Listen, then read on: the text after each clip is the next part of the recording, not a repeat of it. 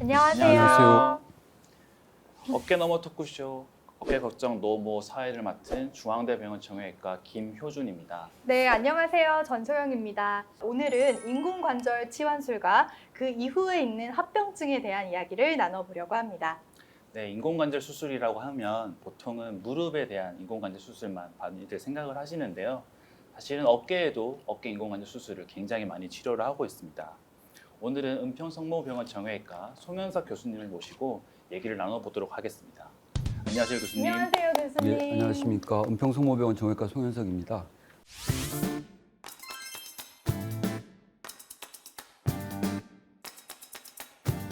교수님, 이게 평소에 입으시는 가운이신가요? 여기 병원에서 지급하는 근무복입니다. 확실히 그 교수님 포스가 뿜뿜 나서 너무 멋있으십니다. 감사합니다. 감사합니다. 최근에 주변 분들 중에서 어깨 인공관절 수술 받으신다는 분들이 많으신데 어느 정도로 많은 건가요? 예, 통계를 말씀드리면 건강보험심사평가원에서 매년 각 수술의 통계를 발표를 합니다. 2010년도에 비해서 2021년도 11년 사이에 어깨 인공관절 수술이 8배가 늘었다고 합니다. 예전에 비해서 굉장히 많이 늘었는데요. 교수님이 생각하실 때는 이렇게 어깨 인공관절 수술이 급격하게 늘어난 이유는 어떤 것 때문이라고 생각하실까요? 제일 중요한 내용은 어깨 인공관절 이 삽입물의 디자인이 많이 개선이 됐습니다. 1960년도에 처음으로 인공관절을 시장할 때는 원래 모습 그대로 복원하는 데 집중을 했습니다. 유럽 쪽에서 이런 관절염과 힘줄 파열이 같이 있던 분들을 위해서 역행성 인공관절이라는 디자인을 개발했는데 그게 점점 경험이 쌓이고 개선되다 보니 2003년도에 미국 식약처에서 승인을 했고 국내에서는 2007년도에 승인이 돼서 보급이 된 게 가장 큰 이유라고 생각되고요. 두 번째는 이 수술을 이제 저희 의사 선생님들이 많이 하다 보니까 경험도 생기고 또 기술도 발전한 것도 두 번째 이유가 되겠고요. 세 번째 이유는 건강한 고령 인구의 증가입니다. 미디어에서 많이 얘기들 하시지만 2026년도면 고령자가 20%가 넘어가는 초고령 사회가 한국이 진입을 한다고 합니다. 고령이면서도 본인의 생활이나 또는 취미생활을 영위하려고 하는 건강한 고령 인구의 증가도 하나 이유라고 봅니다. 네, 그럼 교수님 어깨 인공관절 수술에도 종류가 있나요? 어깨 인공관절 설명을 드리려면 먼저 간단한 용어부터 좀 말씀을 드리면 흔히 팔이라고 하는 상완골이 있고 또 날개 쭉지뼈로 알고 있는 견갑골이 있습니다. 그래서 그 두 부분 중에서 어느 부위를 바꿔주느냐 복원시켜주느냐에 따라서 한쪽만 바꿔주는 게 이런 모델입니다. 이게 상완골에 삽입이 되면 원래의 모습 그대로 될 수 있는데 관절면에 손상이 있을 때 바꿔줄 수 있는 한쪽만 바꾸면은 반치환술이라고 그러고요. 반대편 견갑골까지 문제가 있어서 이러한 동일하게 생긴 모양으로 바꿔줘서 관절을 이루게 하면 전치환술 중에서 해부학적 전치환술이라고 그러고요. 아까 잠깐 말씀드린 것처럼 힘줄이 파열되어 있을 때는 모양이 조금 달라집니다. 이 동그랗던 관절면을 견갑골에 붙이고 상완골에는 이렇게 온폭한 모양으로 이루어지게 해서 하는 역행성 전치환술로 나눠볼 수 있습니다. 이게 실제로 그 사람의 몸에 넣는 이 인공관절인 건가요? 예, 뼈 속에 이렇게 딱 삽입이 와. 되면 모양은 똑같이. 네, 예, 저는 나올 수 태어나서 있습니다. 처음 봅니다, 이 인공관절을. 제가 잘 준비해 왔군요. 네, 너무 신기하고 이게 정말로 어깨에 들어가서 이제 어깨가 불편하신 분들이 이거를 그 인공관절 수술을 함으로써 잘 활용하실 수 있다는 게 정말 의료 기술이 대단하다고 예, 다시 한번 맞습니다. 새삼 느끼게 됩니다. 그러면 교수님 이 인공관절 수술에 따라서 이제 좀 사용하는 용도도 좀 달라지나요? 예, 어떤 문제로 인공관절을 하느냐에 따라서 네. 이유가 조금 다른데요. 관절이란 게 앞서 말씀드린 것처럼 접촉면인데 어느 부위에 어느 정도까지 손상이 되어 있느냐에 따라 수술을 선택하게 됩니다. 상완골 쪽만 문제가 있으면 그쪽만 바꿔주는 수술을 반치환술을 할 수 있는데 대표적인 게 골절인데 너무 심해서 똑같이 매끈한 관절면을 복원하기 어려운 경우에는 반치환술에 해당되고요. 또 안타까운 일이지만 무혈성 괴사, 주로 잠수하시는 분들이 이런 고압 산소에 많이 노출이 되다 보면 생기는 무혈성 괴사 같은 경우에도 상완골 내에는 통증을 만들고 하지만 반대쪽에 있는 연골은 유지가 돼 있는 경우에는 반치환술이 되고요. 이게 더 사용되다가 반대쪽 관절면까지 문제가 생기면 양쪽을 바꿔주는 수술을 하게 되고요.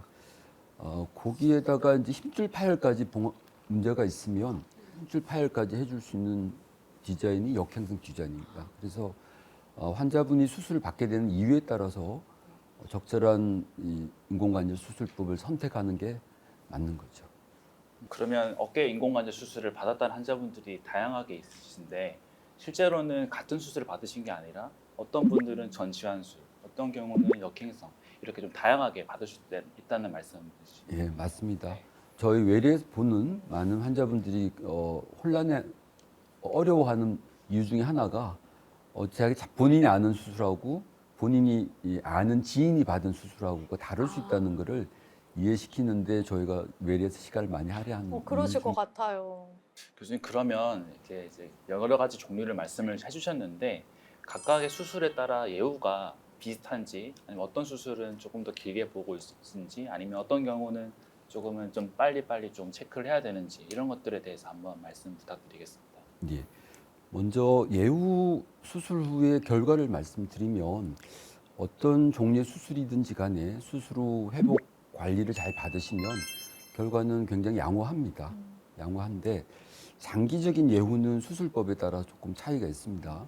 뭐냐면 문제가 되는 부분만 해결을 하는 게 현재 우리 목표이기 때문에 상완골 쪽에 있는 관절면에 문제가 있어 반치환술을 시행하지만 이분이 또 열심히 일상생활을 하시고 쓰다 보면 수술 당시에는 괜찮았던 견갑골 쪽에 있는 관절 연골도 나이가 드시면 또 사용하면서 문제가 생길 수 있거든요. 그러면 또 거기에 대한 조치가 필요할 수도 있고 보통 일반인들도 쓰시다 보면 힘줄에 퇴행 변화가 생기면서 파열로 되지 않습니까? 그래서 똑같이 반치환술을 하고 잘 지내시다가 추후에 힘줄 파열이 생겨서 그것 때문에 병원을 찾는 경우도 있고 또 어떤 분은 처음에 해부학적 전치환술을 계획하고 들어갔는데 수술 시야에서 보면 힘줄 상태가 너무 나빠서 이후에도 관절면은 복원이 됐지만 힘줄 때문에 계속 통증이 힘들어하시거나 또는 너무 얇아서 몇 년 이내에 이게 힘줄 파열이 문제가 되겠다 싶으면 처음부터 역행성 인공관절 수술을 결정할 수도 있습니다. 네, 교수님 굉장히 자세하게 설명을 해주셨는데 그러면 일단 힘줄도 안 좋고 관절도 안 좋으면 역행성을 저희가 선택을 해볼 수 있을 것 같은데요. 그러면 처음부터 반치환술을 시행을 하지 않고 역행성을 바로 시행을 하는 것도 가능할 것 같은데 혹시 왜 그렇게는 안 하고 반치환술을 먼저 시도를 해보는지 이거에 대한 교수님의 의견을 궁금합니다. 예, 아주 정확한 지적이신데요. 사실은 의사 선생님들도 그렇고 환자분들도 다시 한번 재수술하는 거를 방법하는 분이 한 분도 없습니다. 그래서 당연하게 아예 문제가 될 부위를 첫 수술 때 못 해결하는 게 가장 좋지 않느냐라고 생각하는 게 맞습니다. 맞는데 저희가 흔히들 얘기하시듯이 인공관절이나 어떤 수술이든지 간에 수명이라고 얘기하는 게 있습니다. 뼈와 삽입물 사이에 시멘트라고 의료용 시멘트라고 고정이 되는 굳을 수 있는 거를 삽입하고 하는 경우 그리고 그냥 금속에 코팅이 되어 있어서 뼈가 자라서 뼈와 금속이 단단해지게 하는 그런 수술을 한다 하더라도 이게 연세가 드시면서 흔히들 얘기하는 골다공증이나 또는 너무 과하게 사용하시면서 이 뼈와 삽입물이 건들거리면서 이동하거나 또 마모에 의해서 변화가 생길 수도 있습니다. 그러다 보면 원치 않게 재수술까지 가는 경우도 있고 앞서 말씀드린 것처럼 힘줄 파열이 조금씩 진행되는 경우도 있어서 현재 모든 의사 선생님들이 동의하는 내용은 지금 현재 문제가 되어 있는 부분 그리고 보존할 수 있는 건강한 회복학적 구조물은 최대한 보존하고 수술을 결정하는 게 가장 합당한 얘기입니다. 그러니까 과도하게 치료를 하는 것은 최대한 피하는 게 좋겠다라고 말씀을 주신 것 같습니다. 네, 그러면 어깨 관절염은 어떤 식으로 좀 진행이 되는지 궁금하고 이제 환자 입장에서는 통증을 좀 느끼다가 일단 최대한 뭐 운동을 하면서 이제 좀 통증을 줄인다든지 주사를 맞으면서 좀 최대한 견디다가 이제 마지막에 이제 손 쓸 수 없을 때 인공관절 수술을 하는 건지도 궁금한데요. 너무 좋은 질문이시고요. 관절을 좀 설명을 드리면 관절은 둥글고 매끄럽습니다. 그리고 엑스레이 보이는 뼈 위에 코팅이라고 제가 표현을 하는데 이런 코팅 연골이 깨끗하기 때문에 환자분들이 통증 없이 운동을 할 수 있는데 자꾸 쓰다 보면 이 관절 연골에 손상이 됩니다. 처음에는 제가 환자분들께는 대패라고 좀 힘든 얘기를 하는데 자꾸 대패질을 하다 보면 연골이 깎여 나가지 않겠느냐. 실제로도 관절 연골 손상이 심한 분들 관절경 넣어서 보면 이렇게 깎여져 있는 연골이 막 이렇게 떠다닙니다. 떠다니고 더 진행이 되다 보면 그 코팅 연골이 보호하던 밑에 있는 뼈까지 납작하게 변해서 오는 분도 있고요.